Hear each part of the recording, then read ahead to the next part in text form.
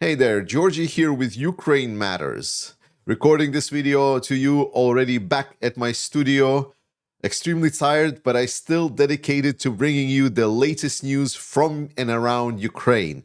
Because there is things to talk about. Russians are absolutely livid about the Flamingo missiles and the statements that Ukrainians are making about these missiles. None of them are saying anything good for Russia long term.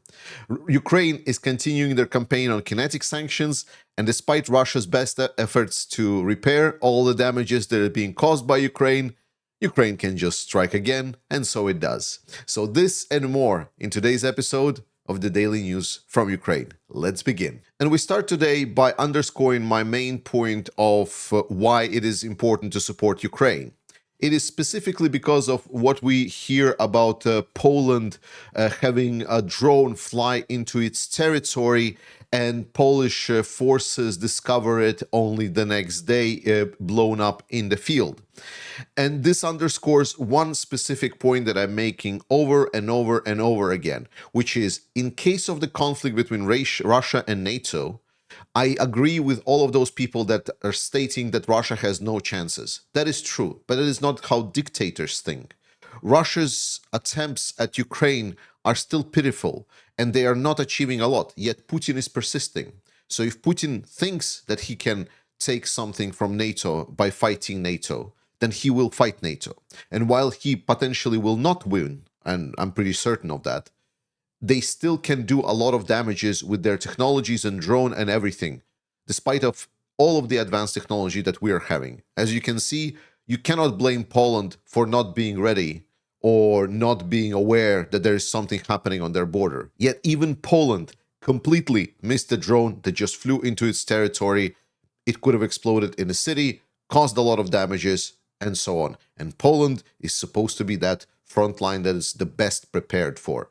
So let's help Ukraine now rather than dealing with this later ourselves. Then we found out a little bit more details with regards to the Flamingo missiles, where it came from, and more importantly, where it is going, because these news are massive and we're gonna interlock it with answering some of the comments I had with regards to the analysis of the meeting between the EU, Ukraine, and the United States administration.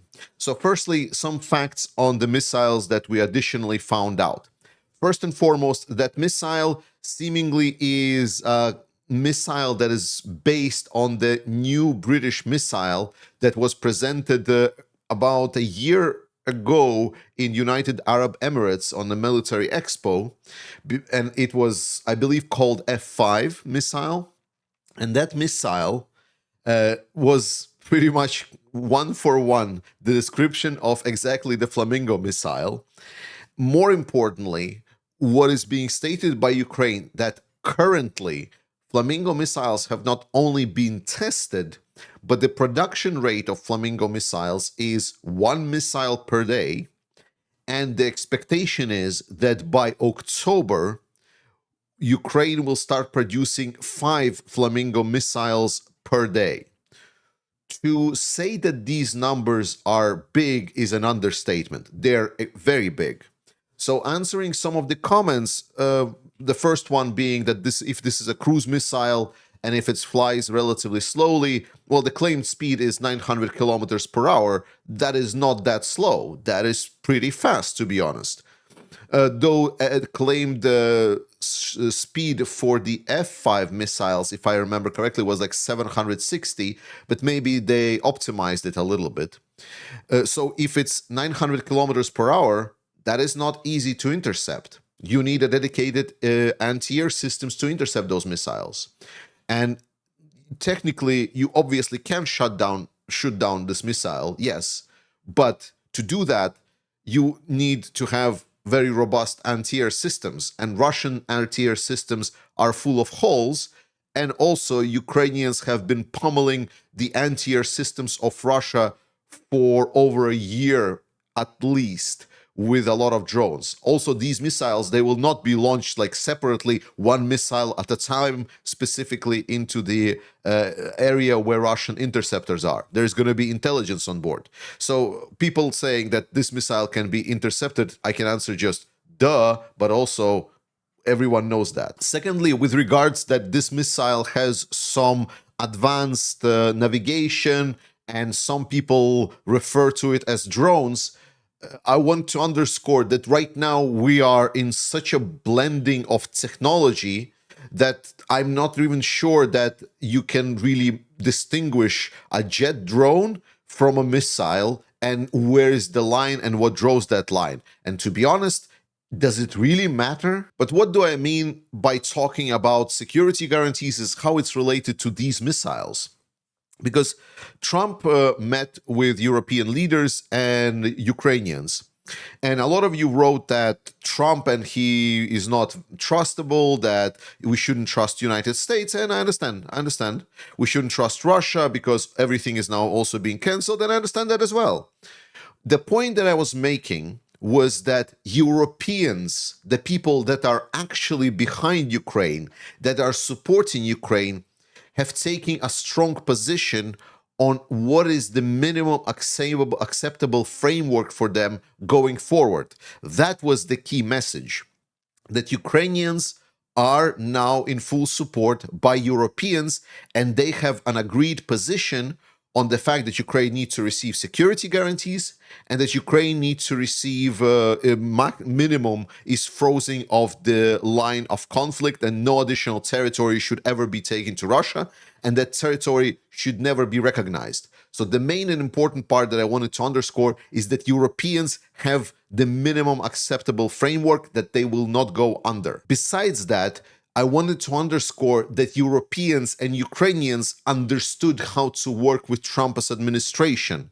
They understood how to sort of manage Trump. And yes, he obviously will flip and flop, but that's why there was a strong emphasis on working with the subgroups. If you don't understand what I'm talking about, you should watch the video that I did about the topic, because a lot of these was underreported. And that fact that there is now a full understanding how to work with the current US administration with a single front, and there is willingness to do something, that is the crucial point. And then the final point, the security guarantees.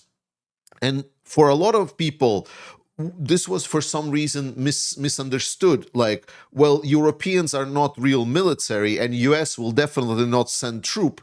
So how there can be any security guarantees is just going to be another Budapest memorandum or sort of like that. And I agree with you completely. But we need to remember, what are security guarantees? Security guarantees are things that are able to prevent any aggressor from forcefully taking over the land or even start conflict with a specific country, in this case, Ukraine. And right now, no army in the world, not a single one, can really provide a proper repulsion to Russia. Besides, even Europeans understand that they don't have the willingness in their politicians to actually fight Russia. And more importantly, Ukrainians and Ukrainian leaders understand that trusting someone's word that they will fight for you is silly. The only thing that can guarantee independence and safety for Ukrainians is Ukraine and Ukrainian military. That's why when we're talking security guarantees, and then when we're discussing about that there's going to be a purchase of weapons of $100 billion from the United States, that was the key point. Because well-armed Ukrainian military that is additionally financed, that is aligned on a lot of levels with the NATO forces, that is potentially already trained on the most and newest technology, that is able to adapt a lot of these NATO technologies, and most importantly, produce these technologies. Ukraine is a massive industrial country. They can do a lot.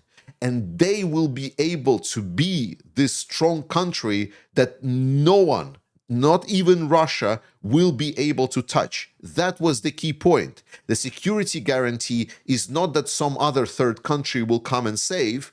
No, it was the point that there's going to be a push towards making Ukraine so strong that there is not going to be a country near it that can even try to say anything or threaten Ukraine in any way. And this is where specifically Flamingo missiles comes in, because these missiles are strategic. They can strike deep, really deep.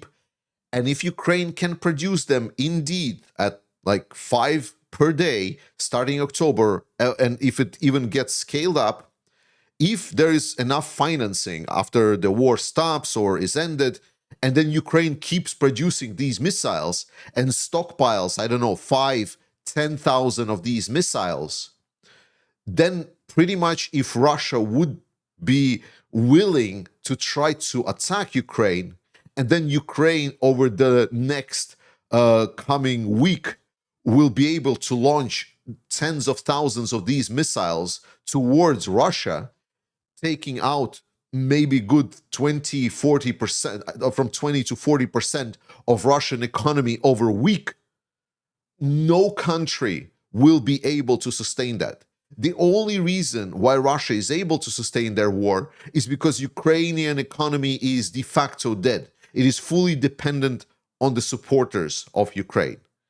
But if that would be secured by Ukrainian-owned stockpiles and weapons and readiness to fight, then there would not be a Russia to attack it. And because this is now an established framework for the Europeans, now you can see in the correct light all of these statements from the Rutte that comes to the Kyiv and says that there will be no second Budapest memorandum, because again, majority of allies already understood how they will work for Ukraine and what is the acceptable security guarantees for Ukraine, which is massive military with massive military industrial complex that is able to repel any aggressor. And that's why Romania is already proposing to host the NATO countries and bases that will be working with Ukraine and coordination centers, because they understand just how big of a move forward it is from previously very vague statements about what security guarantees